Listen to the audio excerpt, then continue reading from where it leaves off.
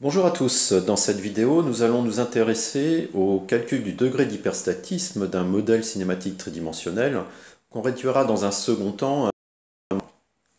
Alors le support que je vous propose d'analyser ici est une quille pendulaire qui équipe par exemple les bateaux de la classe IMOCA qui sont des bateaux de 60 pieds, donc environ une vingtaine de mètres, qu'on retrouve sur des courses au large médiatiques comme la Route du Rhum, la Transat Jacques Vabre ou encore le Vendée Globe. Alors la fonction principale d'une quille, eh bien, c'est d'éviter au bateau de chavirer lorsqu'il est soumis à une poussée vélique. Il existe deux technologies, donc la quille fixe, où la quille par définition est solidaire de la coque, et la quille pendulaire, qui, elle, va pouvoir tourner grâce à une liaison pivot par rapport donc du bateau. Alors sans entrer dans le détail, on retiendra qu'une quille pendulaire va rendre le bateau beaucoup plus raide à la toile, c'est-à-dire qu'il penchera beaucoup moins sous l'action d'une poussée vélique, il gîtera beaucoup moins un bateau avec une quille fixe par rapport à la coque.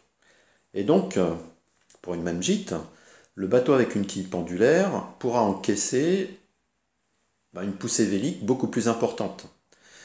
Ce qui veut dire que le bateau sera beaucoup plus performant, il ira beaucoup plus vite.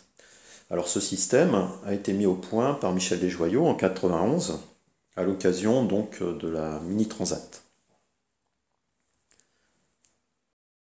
Alors regardons le modèle cinématique proposé pour cette quille pendulaire. Alors le système est composé de la quille, qui est repérée 1 sur le schéma cinématique ici, d'un berceau, c'est-à-dire que en fait, la quille va pouvoir tourner par rapport au berceau qui est solidaire de la coque, et pour entraîner en rotation la quille, on dispose de le vérin 2,4 et le vérin 3,5. Sur ce schéma cinématique tridimensionnel, on retrouve un certain nombre de liaisons, et la première étape va consister à tracer le graphe des liaisons du modèle qui est proposé. On retrouve 6 solides, les 6 solides constitutifs du système, donc le solide 1 qui est la quille, le solide 2 qui correspond à la tige du vérin 2,4, le solide 4 qui correspond au corps, le solide N qui est le berceau solide coque, le solide 3 qui est la tige du vérin 3,5, 5 le corps de ce même vérin. Si maintenant on regarde les liaisons mises en place entre ces différents solides, et en démarrant par exemple du berceau, la liaison entre le berceau et 4 est une liaison sphérique, entre 1 et 2 une pivot glissant, entre 2 et 1 une liaison sphérique, 1 et le berceau donc une pivot, entre 1 et une liaison sphérique, entre 3 et 5 une pivot glissant, et entre 5 et le berceau une liaison sphérique. Donc au total 6 solides, 7 liaisons. Si nous faisons un petit bilan de ce graphe de liaison, donc on retrouve NP égale 6, c'est-à-dire le nombre de solides égale à 6, le nombre de liaisons égale à 7. On a identifié 4 liaisons sphériques, 2 liaisons pivot glissants et une liaison pivot. Ce qui veut dire qu'on retrouvera 17 inconnus cinématiques introduits ou bien 25 inconnus statiques introduites par ces. Le nombre de boucles gamma ici est égal à 2. La mobilité cinématique, qui est la somme des mobilités utiles et mobilités internes, ici vaut 5. En effet, la mobilité utile est égale à 1, donc ici la mobilité utile, c'est la rotation de la quille, alors que nous avons une mobilité interne égale à 4. Effectivement, par exemple, le corps du vérin de 4 peut tourner sur lui-même sans impacter le mouvement de la quille. De la même manière, la tige du même vérin peut tourner sur elle-même sans impacter le mouvement De même pour l'autre vérin. Et donc, ces 4 mouvements vont correspondre aux mobilités internes. Donc, au total, la mobilité cinématique est égale à 5. Finalement, pour déterminer h, 2 approches sont possibles.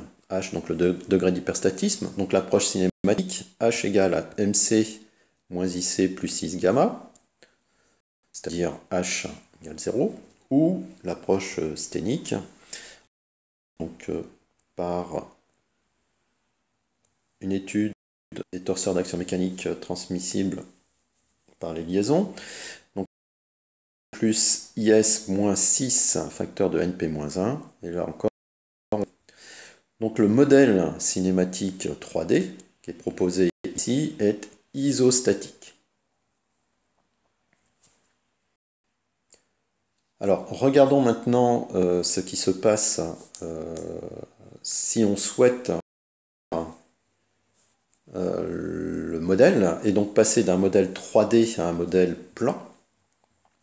Ici on constate que tous les vecteurs vitesse peuvent être compris dans le plan XY ou des plans parallèles, et tous les taux de rotation peuvent être portés par Z. Donc la modélisation plane est tout à fait envisageable.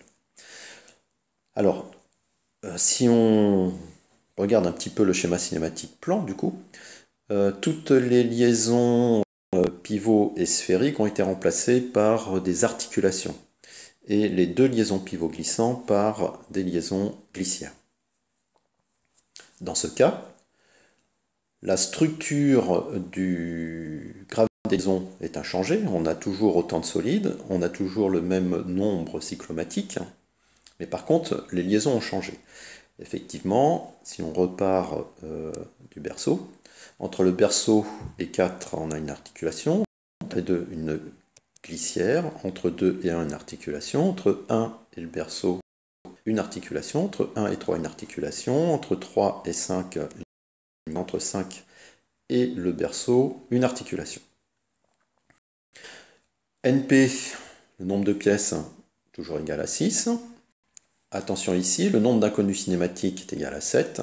Une inconnue cinématique est introduite par chacune des liaisons. Concernant maintenant les inconnus statiques, il y en a 14. 2 inconnus statiques, 15. Le nombre cyclomatique n'a pas changé, toujours égal à 2. Attention à la mobilité cinématique. Ici, elle vaut 1. Il n'y a plus de mobilité interne.